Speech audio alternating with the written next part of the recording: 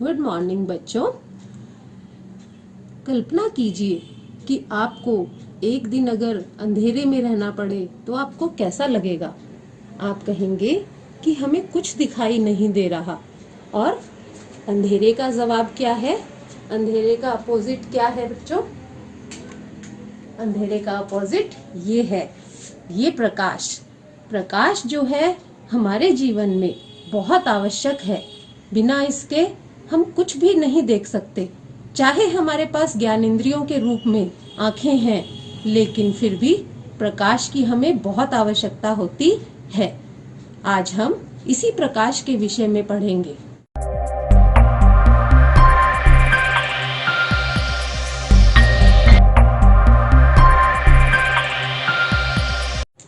आज हम कक्षा 7वीं का पाठ नंबर 15 प्रकाश पढ़ेंगे। प्रकाश जो है आपको पता ही है कि हमारे जीवन में इसका बहुत योगदान है। सुबह उठते ही हम प्राकृतिक स्रोत जो कि है हमारा प्रकाश का क्या है वो सूर्य, और जैसे ही शाम होती है उसके बाद अंधेरा होने के बाद हमें कृत्रिम स्रोत की आवश्यकता पड़ती है। प्रकाश के बिना हम अपने जीवन की कल्पना भी नहीं कर सकते। कृत्रिम स्रोत जो है हमारे वो कौन कौन से हैं? जैसे बल्ब, ट्यूबलाइट इत्यादि। आजकल अनेक प्रकार के बल्ब और ट्यूबलाइट हमारे पास उपलब्ध हैं। प्राकृतिक स्रोत जो है वो प्रकाश तो हमें देता ही है, इसके अलावा बहुत सी अन्य अभिक्रियाओं में प्रक्रियाओं में भी हमें सूरज के प्रकाश की आवश्यकता पड़ती है। जैसे कि आप पहले ही जानते हैं और आप इसके बारे में पढ़ भी चुके हैं कि प्रकाश संश्लेषण की जो प्रक्रिया है वो सूर्य के प्रकाश में ही होती है। तो हरे पौधे जो हैं सूर्य के प्रकाश में भोजन बनाते हैं। अब आपने प्रकाश कई स्रोतों से आता हुआ देखा होगा, जैसे टॉर्च से, या फिर गाड़ियों के, कार के हेडलाइट जो होती हैं वहां से आता हुआ भी देखा होगा। तो प्रकाश जो है वो किस प्रकार गति करता है, कैसे चलता है, आप इसको जानते हैं। प्रकाश जो है कैसे सीधी सरल रेखा में गति करता है। हम कहते हैं कि प्रकाश सरल रेखा के अनुदिश गति करता है। प्रकाश सरल रेखा के अनुदिश गति करता है।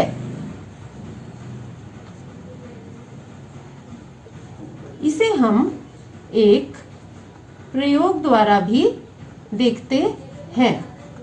अभी हम एक प्रयोग करेंगे जिससे आपको इसके बारे में और स्पष्ट रूप में पता चलेगा कि किस प्रकार प्रकाश जो है एक सीधी रेखा में गति करता है। इस प्रयोग के लिए हमें केवल 3 चीजों की आवश्यकता ही है। एक मोमबत्ती, माचिस और इस तरह की एक, आप देख सकते हैं मैंने एक पेपर को फोल्ड करके एक पाइप जैसी संरचना बना दी है, एक बेलनाकार संरचना बना दी है। आप एक पाइप का भी उपयोग कर सकते हैं, कोई प्लास्टिक की पाइप आप इसमें ले सकते हैं। अब हम यहाँ पर मोमबत्ती को जलाते हैं। मोमबत्ती को जलाया हमने, और जब मैं प्रकाश को देखने का प्रयास करती हूँ तो हम देखते हैं कि हम यहाँ से प्रकाश को देख पा रहे हैं। इस तरह से जब मैं इसको देख रही हूँ तो मुझे सीधी रेखा में, देखो यहाँ पर ये एक सीधी रेखा बन रही है। अब मैं क्या करूँगी कि इसमें पाइप जैसी जो संरचना मैंने बनाई है इसको हम थोड़ा सा मोड़ देते हैं। इस तरह से मैंने इसको यहाँ से मोड़ दिया। अब हम देखने का प्रयास करते हैं कि अब ये एक सीधी रेखा नहीं है। आप देख सकते हैं कि अब ये जो संरचना हमने पहले बनाई थी कागज का उपयोग करके वो अब एक सीधी रेखा नहीं है। अगर हम अब इस मोमबत्ती के प्रकाश को देखने का यहाँ से प्रयास करेंगे तो हमें प्रकाश दिखाई नहीं दे रहा।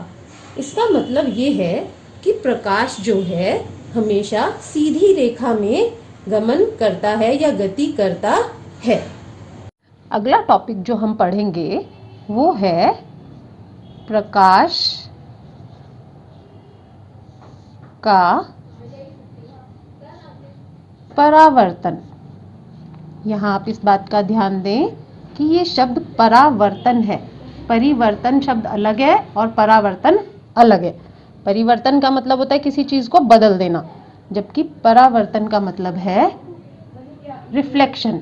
तो इसको हम अगर पूरा लिखेंगे तो कैसे लिख सकते हैं हम? Reflection of light. जैसे कि आपने देखा होगा कि कभी हम किसी चमकदार सतह पर जब देखते हैं तो हमें उसमें अपना प्रतिबिंब दिखाई देता है। जैसे यहाँ पर अब मेरे पास एक चम्मच है, तो इसमें देखो मेरी उंगली का प्रतिबिंब दिखाई दे रहा है आपको। तो ये चम्मच का जो पृष्ठ है ये चमकदार है, आपको पीछे का इसमें सीन भी दिखाई दे रहा है ऐसे। तो ये एक दर्पण की भांति कार्य कर रहा है। चम्मच में दो पृष्ठ हैं, एक इस तरफ और एक इस तरफ। तो ये दोनों ही दर्पण की भांति कार्य करते हैं और ये प्रकाश की दिशा को बदलते हैं। तो कहाँ कहाँ हम देख सकते हैं ये परावर्तन? जैसे स्टील की चम्मच का जो पृष्ठ है वो एक परावर्तक पृष्ठ की भांति कार्य करता है। इसी प्रकार दर्पण की सतह हो गई। दर्पण क्या होता है? शीशा या मिरर, जिसमें आप रोज अपनी चेहरे को देखते हैं, उसे हम दर्पण कहते हैं। इसी प्रकार जल भी एक परावर्तक पृष्ठ की भांति कार्य करता है। परावर्तन का मतलब है प्रकाश की दिशा को बदलना। यहाँ पर मैं आपको एक चित्र के माध्यम से भी दिखाती हूँ कि परावर्तन कैसे हमें दिखाई देता है। अगर ये एक परावर्तक पृष्ठ की सतह है और इस पर एक प्रकाश की किरण यूं टकराई तो परावर्तित होने के बाद ये इस तरह इस दिशा में मुड़ जाती है। इसे हम आपतन किरण कहते हैं। आपतन किरण। और ये जो है हमारी परावर्तित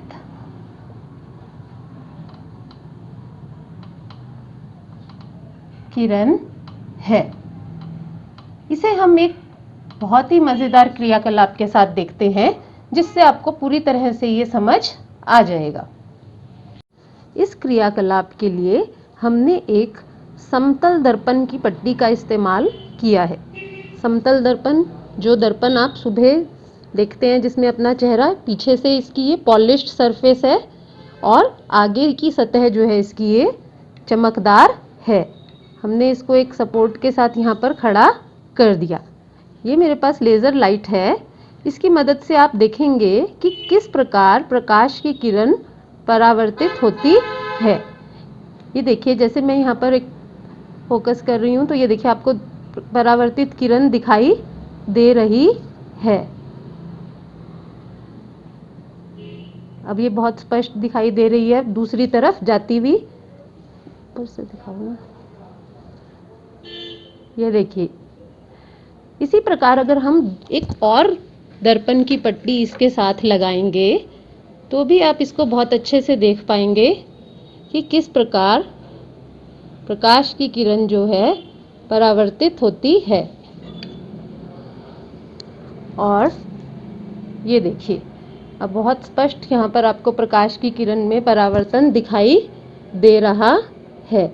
ये देखिए, जैसे जैसे मैं इसकी दिशा बदल रही हूँ तो परावर्तित किरण की दिशा भी हमें बदलती हुई दिखाई दे रही है। इसकी संरचना अब हम कुछ इस प्रकार से एक बार फिर से समझ लेते हैं। जैसे यहाँ पर एक ये दर्पण की पट्टी है, यहाँ पर एक ये लाइन हमने ड्रॉ करी और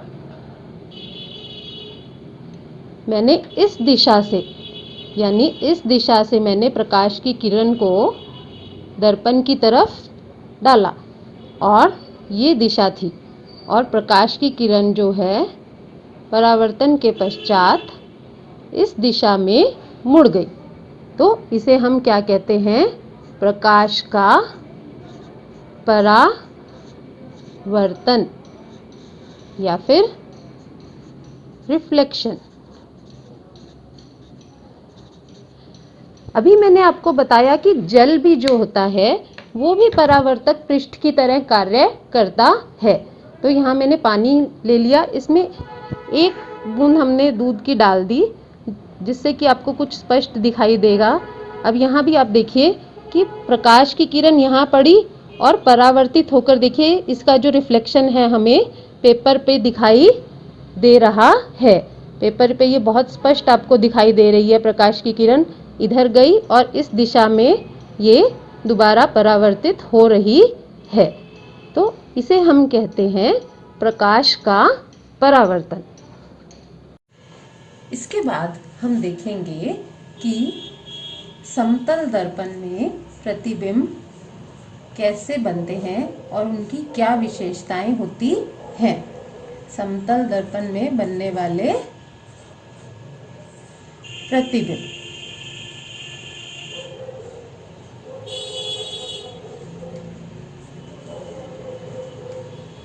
प्रतिबिंब क्या होते हैं? प्रतिबिंब होते हैं जो जब हम दर्पण में देखते हैं, मान लो यहाँ पर एक ये दर्पण है, तो अगर हम इसके आगे कोई वस्तु रखते हैं तो यहाँ पर उसका एक प्रतिबिंब बनता है। तो वस्तु जो होती है वो हमारी होती है बिंब, और जो दर्पण में बनेगा वो होता है हमारा प्रतिबिंब। अब हम क्रियाकलाप द्वारा देखेंगे कि समतल दर्पण में बनने वाले प्रतिबिंबों की क्या विशेषताएं होती हैं, जिससे आपको बहुत अच्छी तरह से स्पष्ट हो जाएगा कि जो समतल दर्पण में प्रतिबिंब बनते हैं वो किस प्रकार दिखते हैं और उनकी क्या विशेषताएं होती हैं। यहाँ पर मैंने एक समतल दर्पण लिया है, आप इसे देख सकते हैं। समतल दर्पण वही होता है जिसको आप रोज इस्तेमाल करते हैं। और एक मोमबत्ती ली है। अब हम यहाँ पर मोमबत्ती क्या है? हमारा बिंब यानी वस्तु। अब हम इस मोमबत्ती को जलाते हैं और दर्पण में आप इसका प्रतिबिंब देख सकते हैं। आपको दिख रहा है कि बिल्कुल सीधा प्रतिबिंब मोमबत्ती का बन रहा है। तो इससे हमें यह स्पष्ट होता है कि समतल दर्पण में जो प्रतिबिंब बनते हैं वो बिल्कुल सीधे होते हैं। तो पहला गुण हमारा जो समतल दर्पण में बनने वाले प्रतिबिंबों की विशेषताएं हैं वो यही है कि समतल दर्पण में बनने वाले प्रतिबिंब सीधे होते हैं। इसका दूसरी विशेषता ये है कि समतल दर्पण में जो प्रतिबिंब बनते हैं उनका आकार बिंब के समान होता है। यहाँ पर जितनी बड़ी मोमबत्ती है उतना ही बड़ा प्रतिबिंब हमें उसका दर्पण में दिखाई दे रहा है। अब हम देखते हैं समतल दर्पण में बनने वाली प्रतिबिंबों की तीसरी विशेषता। यहाँ पर मैंने टेबल पर चॉक से एक स्क्वायर बोर्ड बनाया है और दर्पण तो हमारे सामने पहले से ही रखा हुआ है। आप देख सकते हैं कि इस स्क्वायर बोर्ड का प्रतिबिंब आपको दर्पण में दिखाई दे रहा है। अब यहाँ पर मैं एक वस्तु यहाँ रखती हूँ इस ब्लॉक में, तो आप इसका प्रतिबिंब वहाँ पर दर्पण में देख पा रहे हैं। अब अगर हम इसको पीछे लेके जाते हैं तो ये पीछे गया, प्रतिबिंब भी उतने ही ब्लॉक पीछे चला गया। इसी प्रकार अगर साइड में लेके जा रहे हैं तो ये साइड में चला गया। तो दर्पण से बनने वाली जो दूरी, प्रतिबिंब की जो दूरी है वो हमेशा बिंब की दूरी पर निर्भर करती है। अगर बिंब आगे या पीछे जा रहा है तो प्रतिबिंब भी उतना ही आगे और पीछे मूव कर रहा है। इसे आप स्पष्ट देख सकते हैं। जैसे देखिए मैं बिंब की स्थिति बदल रही हूँ तो तो प्रतिबिंब की स्थिति भी आपको दर्पण में बदलती हुई दिखाई दे रही है। समतल दर्पण की चौथी विशेषता जो है वो आप अपनी पुस्तक में ही देख सकते हैं। कैसे? देखिए, जैसे यहाँ एक बच्चा खड़ा है और उसने अपना लेफ्ट हैंड ऊपर उठा रखा है, लेकिन हमें प्रतिबिंब में कौन सा हाथ दिखाई दे रहा है? उसका राइट हैंड हमें दिखाई दे रहा है। तो इस तरह के परिवर्तन को पार्श्व परिवर्तन कहते हैं। यहाँ पर परिवर्तन जो हो रहा है वो केवल साइड का है। जैसे यहाँ इसने लेफ्ट हैंड उठा रखा है और प्रतिबिंब में हमें राइट हैंड दिखाई दे रहा है। यहाँ पर ये स्पष्ट कर देती हूँ मैं आपको कि ये परिवर्तन ऊपर नीचे नहीं है, यानी ऐसा नहीं है कि सिर नीचे हो गया और पैर ऊपर हो गए, बल्कि ये परिवर्तन केवल दाएं और बाएं पक्ष का होता है। इसी के संदर्भ में आपको यहाँ पर मैं ये भी बता देती हूँ कि अब आप यहाँ पर ये देख सकते हैं, आपने देखा होगा, इसी वजह से एम्बुलेंस के जो अक्षर होते हैं, जो रोगी वाहन होता है उस पे एम्बुलेंस कुछ इस प्रकार का लिखा जाता है, ताकि जब उसके आगे चलने वाली कोई गाड़ी अपने रियर व्यू मिरर यानी पश्च दृश्य दर्पण में देखे तो उसे ये अक्षर बिल्कुल सीधे दिखाई देते हैं। यही कारण है कि यहाँ पर क्या हो जाता है, पार्श्व परिवर्तन होता है। तो इस प्रकार हमने चारों जो विशेषताएं हैं वो क्रियाकलाप के द्वारा देख ली। अब मैं आपको समतल दर्पण में जितनी भी हमने क्रियाकलाप करके देखी, उनकी जो विशेषताएं थी, प्रतिबिंब बनने की जो विशेषताएं थी, हम उनको एक बार फिर से रिवाइज कर लेते हैं बच्चों। पहली विशेषता हमारी थी कि समतल दर्पण में जो प्रतिबिंब बना वो कैसा होता है? सीधा। प्रतिबिंब जो होते हैं वो सीधे बनते हैं। दूसरी जो विशेषता थी, समान आमाप का, यानी कि सेम साइज का प्रतिबिंब बना। तीसरी विशेषता थी समान दूरी पर, यानी जितनी दूरी पर हमने वस्तु रखी, बिंब रखा अपना, उतनी ही दूरी पर प्रतिबिंब उसका बना। और चौथी जो विशेषता थी वो थी पार्श्व परिवर्तन। हमने देखा कि जैसे जब बच्चे ने वहां पर अपना लेफ्ट हैंड उठाया तो हमें प्रतिबिंब में क्या दिखाई दिया कि उसने अपना राइट हैंड उठा रखा है। पार्श्व का मतलब होता है साइड, तो साइड का परिवर्तन होना। इसी तरह का परिवर्तन कुछ एम्बुलेंस के अक्षरों में भी आपको दिखाई देगा।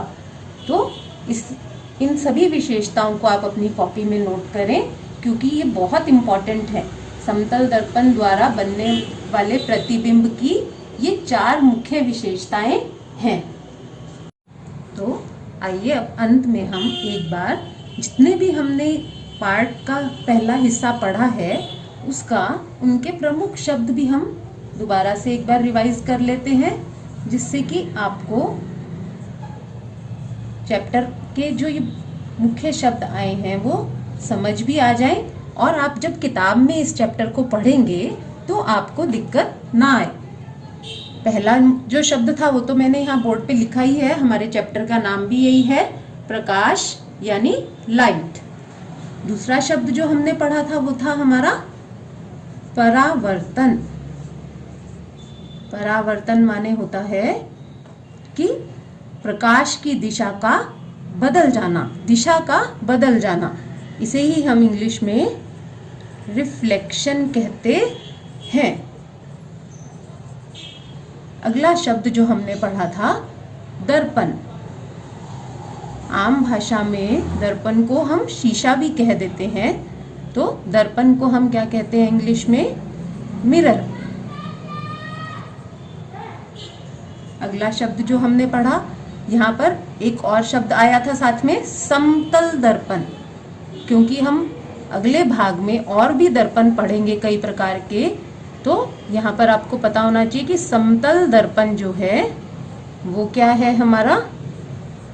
प्लेन मिरर, जिसकी सतह जो होती है वो बिल्कुल सीधी हो, इस तरह से।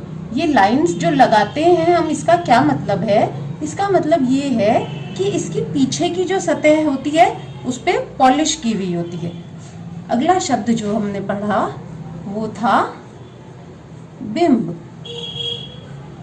बिंब का मतलब होता है वस्तु। दर्पण के सामने जो भी हम वस्तु रखें, इंग्लिश में आप इसे बोलेंगे ऑब्जेक्ट।